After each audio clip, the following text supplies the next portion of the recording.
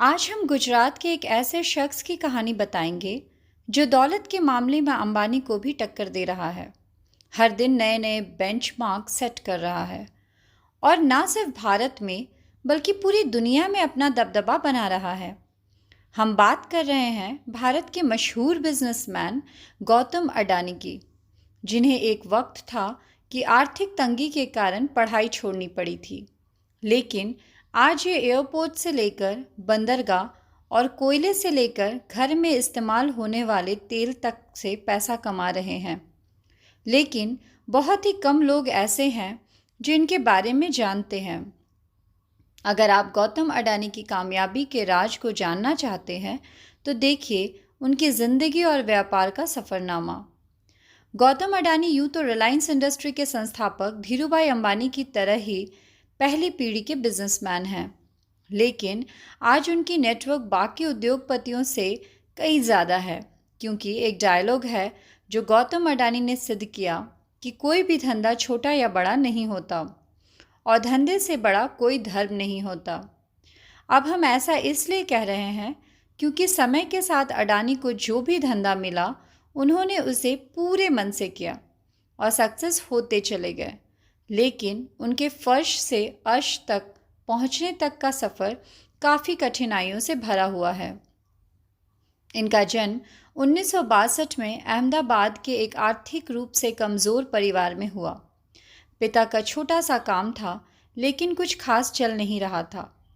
ऐसे में वक्त के साथ आर्थिक हालात और बिगड़ते चले गए, जिसकी वजह से गौतम अडानी को अपनी पढ़ाई को बीच में ही छोड़नी पड़ी और काम के लिए हाथ पैर मारने पड़े। इसी बीच वह बड़े शहर बड़ी उम्मीदें लेकर कम उम्र में ही मुंबई आ गए, जहां शुरुआत में तो काफ़ी संघर्ष पड़ा, लेकिन कुछ वक्त के बाद उन्हें एक डायमंड सप्लायर के वहां नौकरी मिल गई। 3 सालों के बाद काम करने के बाद उन्हें समझ में आया कि ज़िंदगी में करना क्या है, इसलिए वह नौकरी छोड़कर अपना काम शुरू किया और ज्वेलरी बाजार में डायमंड ब्रोकरी की शुरुआत की। गौतम अडानी को अपनी ज़िंदगी का राय पता था, यानी वो काम क्यों कर रहे हैं, इसलिए उन्होंने जी तोड़ मेहनत की और कम उम्र में ही धंधा दौड़ा दिया।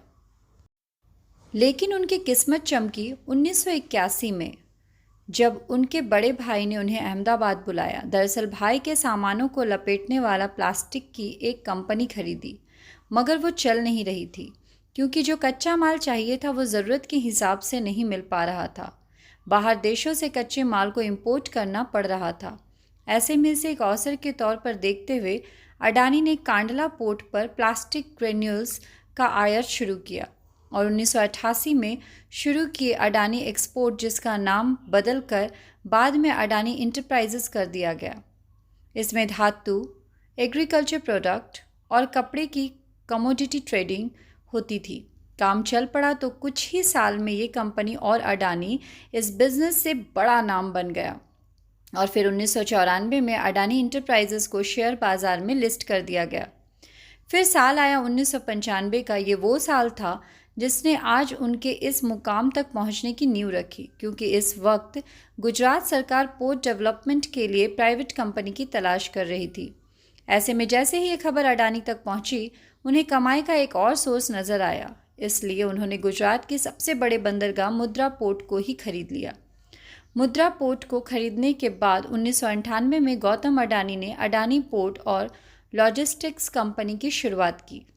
वैसे इस बंदरगाह की खासियत के बारे में बताएं तो करीब 8000 हेक्टेयर में फैला ये पोर्ट आज भारत का सबसे बड़ा निजी बंदरगाह है और इस पोर्ट से पूरे भारत के लगभग 1/4 माल की आवाजाही होती है। साथ ही यह जगह स्पेशल इकोनॉमिक जोन के तहत बना है, तो प्रमोटर कंपनी को कोई टैक्स भी नहीं देना पड़ता है।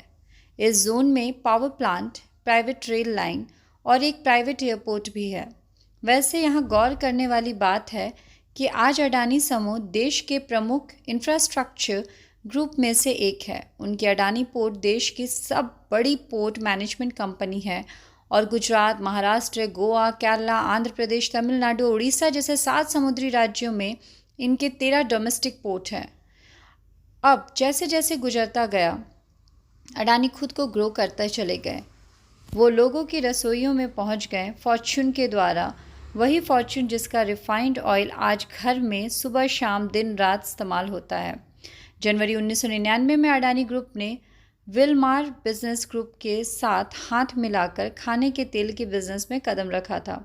वैसे फॉर्च्यून तेल के अलावा अडानी ग्रुप आटा, चावल, दाल, चीनी जैसे दर्जनों जैसे हिस्सा से जुड़ा हुआ है, जिनके रख रखाव के लिए 2005 में अडानी ग्रुप ने फूड कॉरपोरेशन ऑफ इंडिया के साथ मिलकर अलग अलग राज्यों में बड़े बड़े साइलॉस बनाए।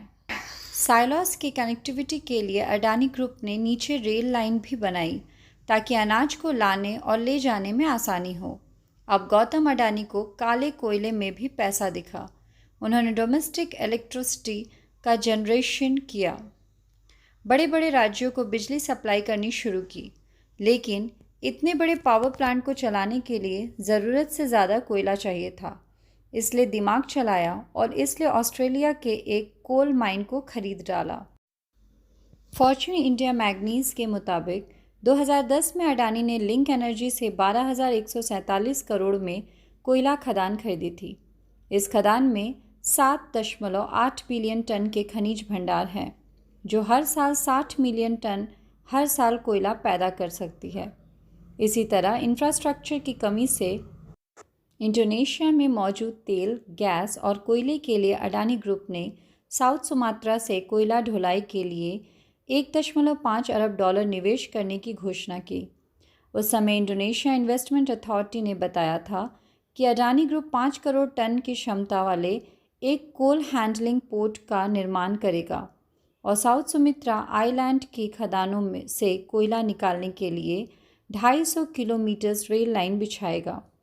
इसी तरह अडानी अपना कारोबार फैलाते गए और पैसा अकाउंट में आता चला गया। जिस अडानी साम्राज्य का कारोबार 2002 में $76.5 करोड़ था, वो 2014 तक आते आते $10 अरब हो गया। साथ ही वक्त की ज़रूरत को देखते हुए अडानी ग्रुप ने नेचुरल गैस के क्षेत्र में भी बिजनेस को बढ़ाया और 2017 में सोलर पीवी पैनल बनाना शुरू किया। उधर बंदरगाह और निजी रेल लाइन के बाद अडानी ने एयरपोर्ट की तरह उड़ान भरी। 2019 में अहमदाबाद, लखनऊ, मैंगलोर, जयपुर, गुवाहाटी और त्रिवंतपुरम जैसे 6 हवाई अड्डों में मॉडर्नाइजेशन और ऑपरेशन की जिम्मेदारी उठा ली। अब अगले 50 सालों तक अडानी ग्रुप इस सभी एयरपोर्ट का ऑपरेशन, मैनेजमेंट और डेवलपमेंट संभालेगा। वहीं मुंबई इंटरनेशनल एयरपोर्ट लिमिटेड में भी अडानी ग्रुप के पास 74% की हिस्सेदारी है। और ये बताने की ज़रूरत नहीं है कि भारत में मुंबई एयरपोर्ट दिल्ली के बाद देश का सबसे बड़ा एयरपोर्ट है। वैसे जिस तरह सुंदर आकार लेने से पहले सोने को खूब तपाया जाता है, ठीक उसी तरह गौतम अडानी को भी जीवन में कई तरह का ताप झेलना पड़ा। उनका सामना कई तरह के विवादों से हुआ, लेकिन उन्होंने सबसे पार पाया और एक सबसे अलग मुकाम हासिल किया, जिसका नतीजा है कि आज गौतम अडानी का कारोबार पूरी दुनिया में फैला हुआ है। उम्मीद है गौतम अडानी की यह सक्सेस स्टोरी आपको ज़रूर पसंद आई होगी। और अगर आपको ये कहानी पसंद आई हो, ये स्टोरी पसंद आई हो और ऐसी ही स्टोरी देखने के लिए मेरे चैनल को सब्सक्राइब करें, वीडियो को लाइक करें और हाँ, शेयर करना बिल्कुल ना भूलें। धन्यवाद।